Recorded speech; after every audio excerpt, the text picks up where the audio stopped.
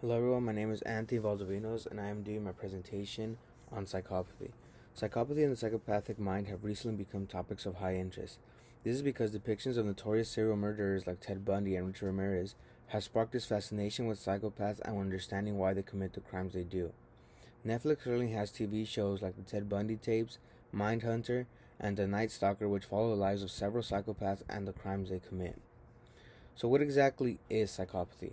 According to psychopathy researchers Nathaniel Anderson and Kent Kiel, psychopathy is a neuropsychiatric disorder marked by deficient emotion responses, lack of empathy, and poor behavioral controls, commonly resulting in persistent antisocial deviance and criminal behavior. Now, there have always been certain traits and behaviors that were associated with psychopathy, but many of these traits and behaviors are so generalized that they can be seen in almost anybody. For example, impulsivity is a personality trait associated with psychopaths. However, I'm sure we all know someone who is impulsive. We ourselves might be considered impulsive. So, although there were traits and behaviors we could associate with a psychopath, there wasn't an exact way of classifying a person a psychopath. This was true until Dr. Robert D. Hare created the Hare Psychopathy Checklist. Today we know as Today we know this as the PCLR, or the Psychopathy Checklist Revised. Dr. Robert Hare is a Canadian psychologist best known for his research and expertise in criminal psychology and psychopathy. He is one of the most respected, if not the most respected, authority in psychopathy. His PCLR is a psychological assessment that consists of 20 criteria for assessing psychopathy in people. Among these criteria are items such as lack of empathy, lack of responsibility, impulsivity, like we mentioned before, lack of remorse, superficial charm, pathological lying, and poor behavior controls, among others. Each criteria is given a score by a psychologist from 0 to 2. A 0 would mean that the criteria does not apply to the person. A 1 would mean that it somewhat applies to the person, and a 2 would mean that it fully applies to that person. The assessment is out of 40 points, and any score 30 or above would make someone a psychopath. Thanks to the PCLR, now psychologists can identify psychopaths. However, there are still several confusions or unknowns regarding psychopathy. For example, the cause for psychopathy is still unknown or undecided on, and there is currently no cure for psychopathy. Regarding the cause of psychopathy, we have the classic nature versus nurture controversy. There are some arguments that support the belief that biological factors like an underdeveloped brain or an injury to the front of the brain are what cause psychopathy. However, these two arguments are discredited by experts like Dr. Robert Hare. Other arguments support the nurture side of the controversy, suggesting that adverse childhood experiences like abuse and neglect are what cause it. There isn't enough evidence to solely prove this either. The most credited arguments are those that suggest an intersection of both biological factors and environmental influences. Another unknown is the cure for psychopathy. There is currently no cure for psychopathy, and treatment and medicine have had little success. Although there is not a lot of hope for a cure to psychopathy, continued research can result beneficial.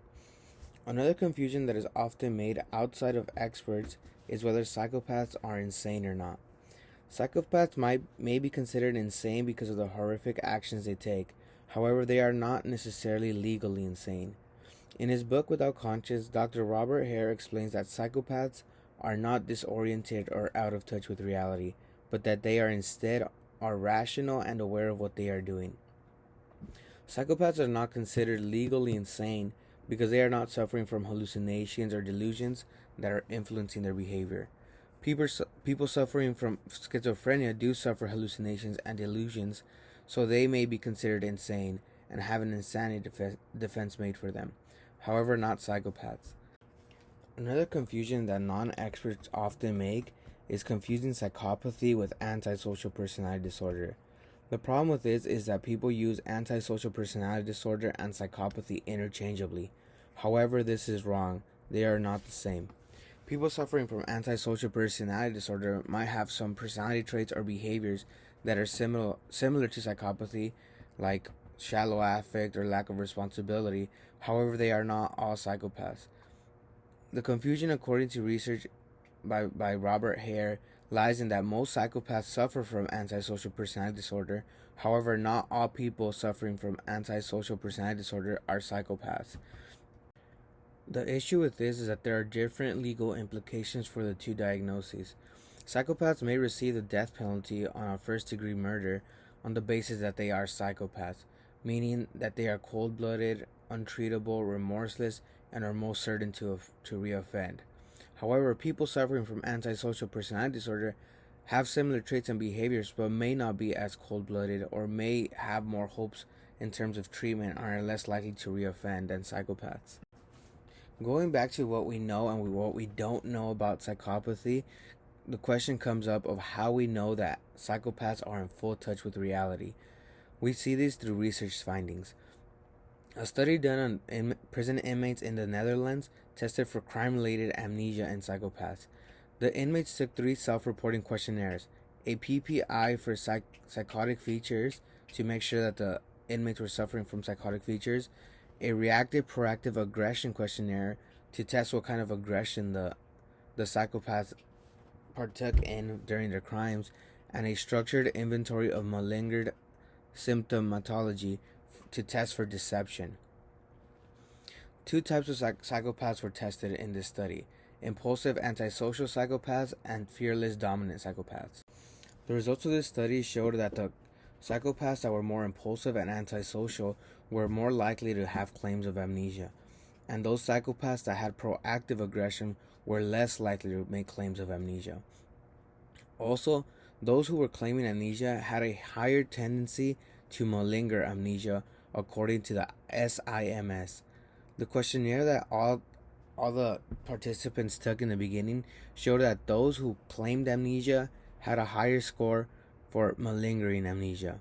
Basically, they're more likely to lie than the others.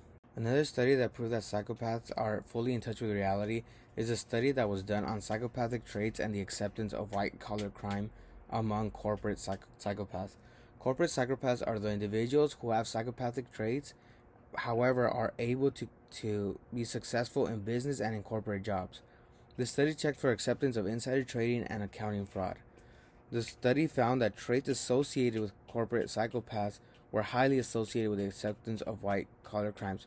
Specifically, the trait of cold-heartedness had a strong correlation with the accepting of accounting fraud, and both the traits of cold-heartedness and narcissism had a strong correlation with the acceptance of insider trading.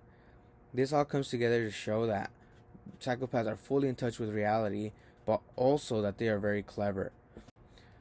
A person suffering from schizophrenia would have nearly an impossible time maintaining a corporate job or being successful in business due to their delusions and hallucinations. However, since psychopaths don't suffer from delusions or hallucinations and they are fully in touch with reality, they are able to maintain this kind of job and be this successful in this field.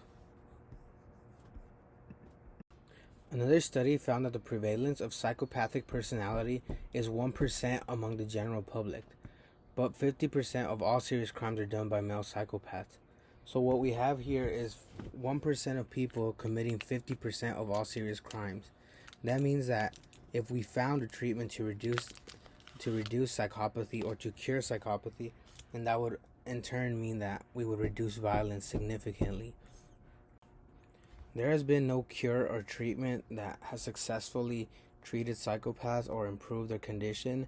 However, researchers suggest that seeking treatment for specific traits opposed to psychopathy as a whole could result beneficial. For example, instead of trying to cure psychopathy as a whole, maybe we can target the lack of remorse that they feel. Maybe there's a way to cure the lack of remorse, make them feel remorse which they have never felt before. Similarly, we can target different traits that are associated with psychopaths, maybe impulsivity or lack of responsibility or shallow affect. There's a lot that we can look into before targeting psychopathy as a whole, and that is what the researchers suggest in seeking new routes to treating psychopathy. In another study, researchers found that psychopathy is heavily influenced by deficits in the brain. Because there is more and more evidence that supports this finding, the researchers suggest that treatment should focus on the brain structure and the brain's functions. They suggest that adaptive reorganization of the functions of the brain could result beneficial. This reorganization of the functions of the brain have been used on children who suffered from traumatic brain injury and proved to be effective. Although effective on these children, this reorganization has never been done on psychopaths. The researchers also state that it would be most beneficial to do this process at a younger age. So maybe children or teenagers who are demonstrating psychopathic tendencies or red flags should be put through this process. Ultimately, there is not a lot of hope on whether this will affect psychopaths as it has children with traumatic brain injuries. However, the disproportionate crime accredited to psychopaths is definitely a reason for researchers to take a stab at this. So, how does psychopathy affect our community, and how can these research findings on psychopathy be applied to our community? We can apply these findings to our courts and judicial systems. In a research study done in Finland, it was found that criminal offenders who scored the highest on the PCLR were most likely to be convicted of lesser crimes, such as manslaughter opposed to first-degree murder, were most likely to receive permission from the Superior or Supreme Court to appeal their case, and were most likely to deny any of their charges. It comes to show that psychopaths are so charming and manipulative that they can even manipulate the court and or judges. Take Ted Bundy for example. When Ted Bundy represented himself in court, the judge said that it was unfortunate that Bundy chose that route, that Bundy would have been an excellent lawyer. Bundy was able to manipulate the judge in feeling empathy for him. It is a fact that justice is not always served. Some psychopaths are getting away with crimes, and on the other hand, people with antisocial personality disorder, not psychopathy, are being tried as psychopaths. These people suffering from antisocial personality disorder will have harsher punishments simply because they are thought to be psychopaths, meaning they are cold-hearted, untreatable, and likely to reoffend. These findings that show a lack of distinction between people suffering from antisocial personality disorder and psychopaths should prompt the courts and our judicial system to be better trained in identifying psychopaths. Another place where these research findings can be applied to in our community are in prisons. There is so much potential for research within prisons that should be put to use. A study in Spain found that psychopathy prevalence in the general public was at 0.5% to 1%. However, the psychopathy prevalence in the prisons was well over 20%. This directly shows how great of a resource prisons are for research. If researchers tried to obtain a subject pool of psychopaths in the general population, it would prove to be extremely difficult. However, this would not be as difficult in prison. Psychopaths are already identified and at easy access within prisons. Seeing the lack of treatments and treatment research for psychopathy, it is important to apply knowledge and research into prison populations for seeking an effective treatment or maybe even a cure. Moving away from community application, it is also important to note any diversity issues with psychopathy. Although crime and psychopathy are seen in all ethnicities, there are some ethnic differences. A study on ethnic differences in psychopathy found that more individuals of African descent opposed to European descent were seen as psychopaths and showed more psychopathic traits. This, however, is not necessarily true. The study explains how those of African descent are proportionately more likely to go to prison, and therefore more likely to be diagnosed with psychopathy. There may well be more psychopaths of European descent, but since they are not as heavily incarcerated, then it is difficult to identify them as psychopaths. This study also found that minorities, especially African Americans, were seen as more aggressive and therefore were also seen as having more psychopathic traits. Another study showed that Caucasian men and African American men were scoring at the same levels on the PCLR. This was an important finding because it showed that the PCLR has no type of bias, and also showed that the difference solely lies on who is getting incarcerated and assessed, usually African Americans. Having learned all this, where does the Christian worldview stand on psychopathy? The Christian faith stands against all injustices in the world, and it so happens that psychopaths commit several injustices through their crimes. They lie, manipulate, torture, physically harm, and deprive others of life. This is all seen as unmoral under a Christian worldview, so punishment as divine justice may sometimes be supported. On the other hand, Christians also stand for the vulnerable. so they will openly show their support for an accurate distinction between people suffering from antisocial personality disorder and psychopaths. They will also support the seeking of treatments to effectively treat psychopathy, and most importantly, they will support and forgive those who truly repent and truly seek to change their lives. Ultimately, there is still a lot that we do not know about psychopathy. There is a lot left to learn, and there is still a lot of confusions and controversies. Fortunately, a sparked interest in understanding the psychopathic mind has also sparked an interest in new and future research. That is the end of my presentation. Thank you.